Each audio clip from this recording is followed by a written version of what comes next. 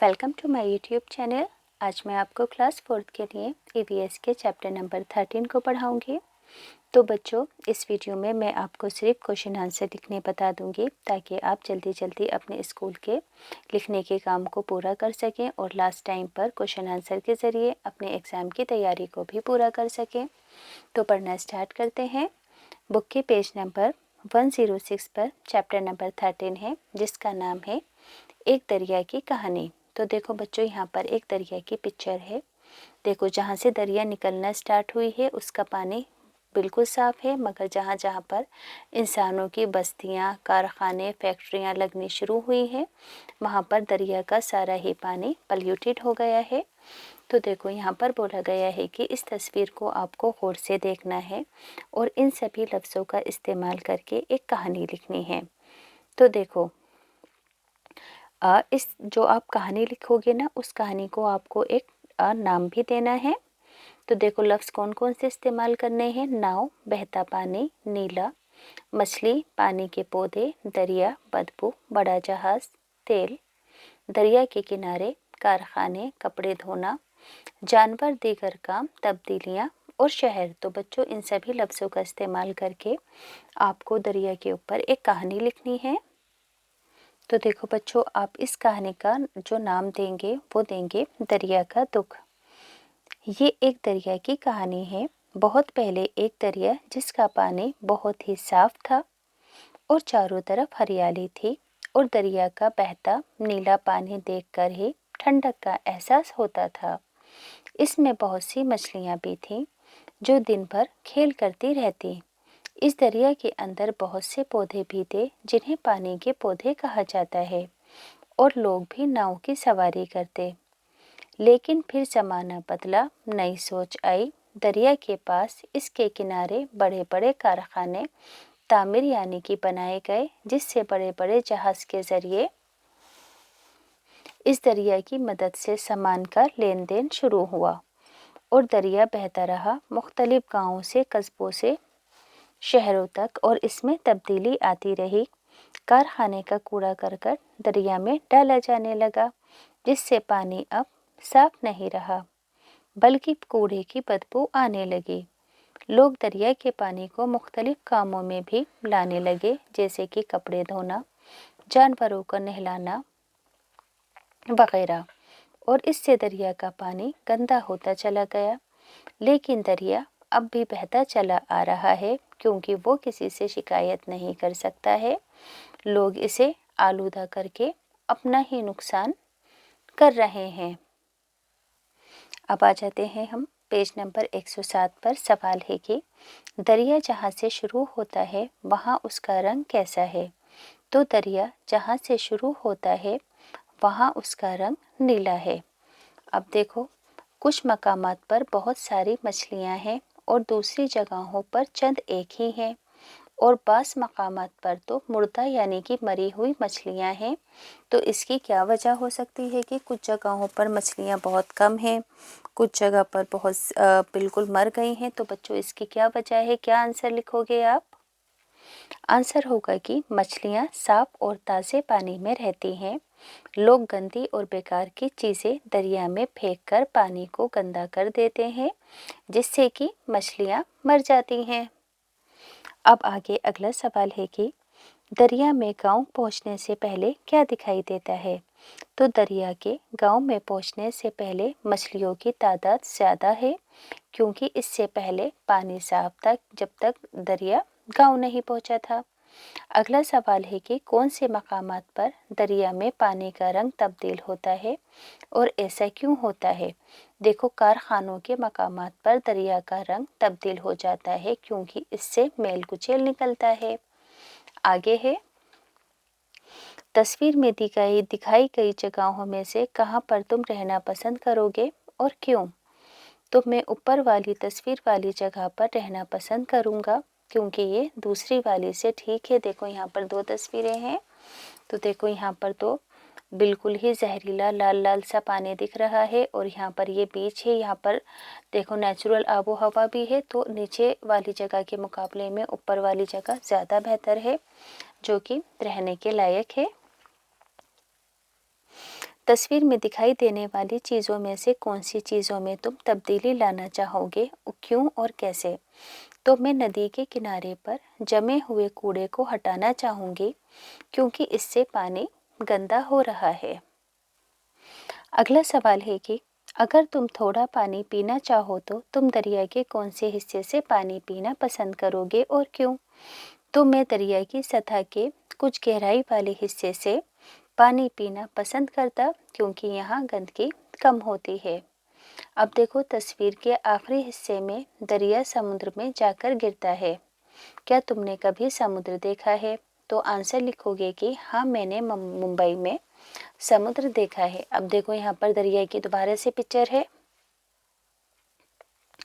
دیکھو جب دریا اس جگہ سے نکلنے سٹارٹ ہوتی ہے، اس کا پانی یہاں تک بالکل صاف ہوتا ہے، مگر جیسے جیسے بستی، شہر اور کارخانے آتے ہیں تو دریا کا پانی پلیوٹیڈ ہو جاتا ہے اور یہ سمندر میں جا کر ملتا ہے۔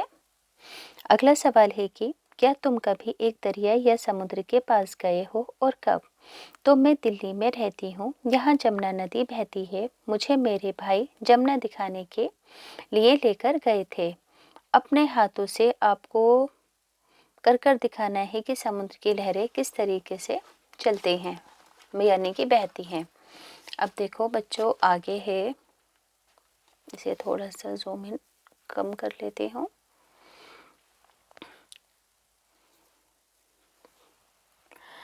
کیا سمندر کا پانی پینے کے لائق ہوتا ہے اور کیوں؟ تو سمندر کا پانی پینے کے لائق نہیں ہے کیونکہ یہ کھارا ہوتا ہے۔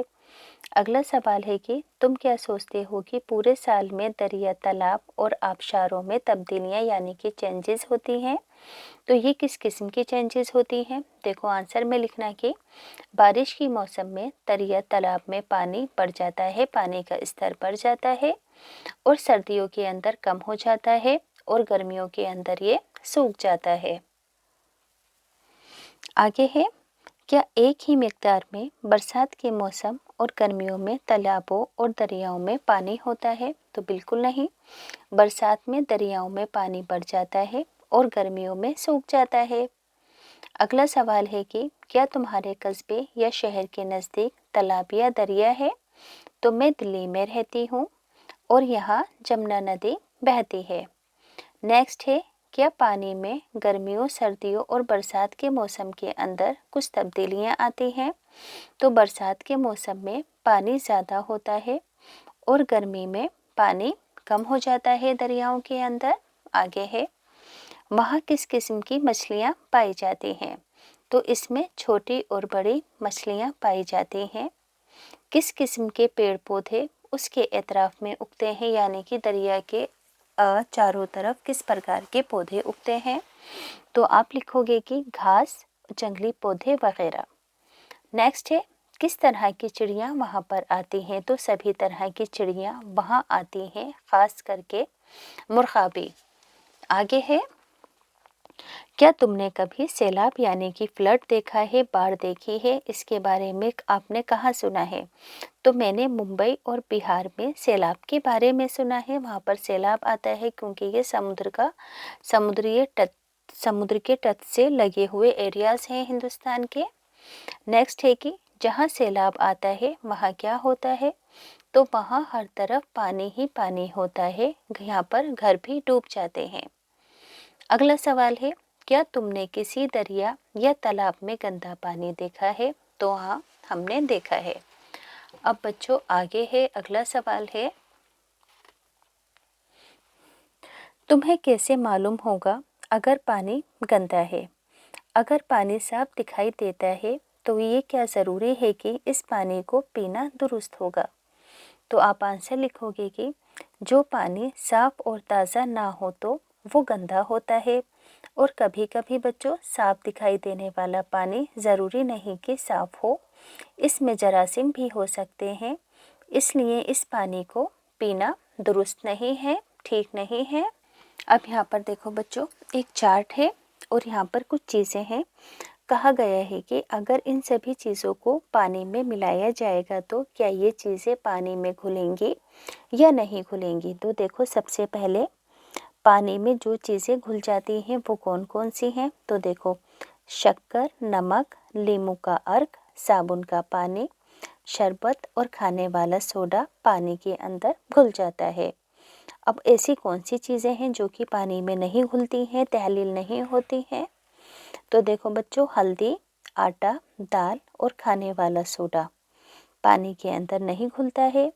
इसी तरीके से पानी का रंग किन किन चीज़ों को मिलाने से तब्दील होता है? तो देखो, हल्दी, साबुन का पानी, आटा, दाल, शरबत, खाने का सोडा मिलाने से पानी के रंग के अंदर बच्चों चेंजिंग आती है। अब देखो, ऐसी कौन सी चीज़ें हैं जिनको मिलाने से पानी के रंग के अंदर कोई चेंजिंग नहीं आती? तो शक्कर, नमक और नींबू का अर्स और नींबू का अर्क और बच्चों तेल को मिलाने से पानी के रंग के अंदर कोई भी चेंजिंग नहीं आती है। अब आगे है कि क्या तमाम अशिया पानी में घुल जाती है? नहीं घुलती हैं देखो सभी चीज़ें पानी के अंदर, जैसे कि दालें वगैरह। अगला सवाल है कि क्या पानी का रंग हमेशा तब्दील होता है? तो हमेशा तब्दील नहीं होता है। क्या तेल पानी में तहलील यानी कि मिल जाता है? तुम कैसे कह सकते हो कि ये तहलील नहीं हुआ है? तो आप लिखोगे कि नहीं, क्योंकि तेल पानी के ऊपर आ गया है। अब आगे है, पानी का रंग तब्दील नहीं होगा चाहे कुछ अशिया इसमें मिलाई भी गई हो और तहलील भी की गई हो। तो क्या तुम कह सकते हो कि ये अशिया पानी में मौजूद नहीं है? तो देखो बच्चों, पानी के अंदर देखने से पता नहीं चलता है कि कुछ चीज़ें इसके अंदर मौजूद हैं या नहीं है, वो देखने में साफ भी लगता है। अब तसव्वुर करो कि कैसा होगी अगर अशिया जैसे कि शक्कर, नमक, नींबू का अर्क, शरबत वगैरह पानी के अंदर ना घुलें। तो देखो, जब चीज़ें ठोस शक्ल में पानी में नज़र नहीं आती हैं तो इसका मतलब वो घुल चुकी हैं। हाँ, अगर तले पर नहीं आती और तहलील शुदा चीज़ें घुल जाने की वजह से वो नज़र नहीं आती हैं। अब आगे है, यहाँ पर देखो बच्चों, आपको क्या बताना है कि आपके घर के अंदर पानी को साफ़ करने के कौन से तरीके इस्तेमाल होते हैं? तो फिटकरी के ज़रिए, फ़िल्टर के ज़रिए और क्लोरीन को मिलाकर हम पानी को साफ़ कर सकते हैं। अगला सवाल है कि तुम्हारे घर में पीने का पानी कैसे साफ़ किया जाता है? तो फ़िल्टर मशीन से साफ़ किया जाता है। घर पर ही पानी को साफ़ करने के कौन कौन से तरीके हैं, यहाँ पर मैंने अभी बताए थे। अब यहाँ पर आपको कोई 2 तरीके पानी साफ़ करने के बताने हैं। तो देखो, इन दोनों ही तरीके की यहाँ पर आपको तस्वीर बनानी है। क्लोरीन को पानी में मिलाते हुए दिखाना है, या फिर यहाँ पर आप फ़िल्टर की मशीन भी बनाकर दिखा सकते हैं।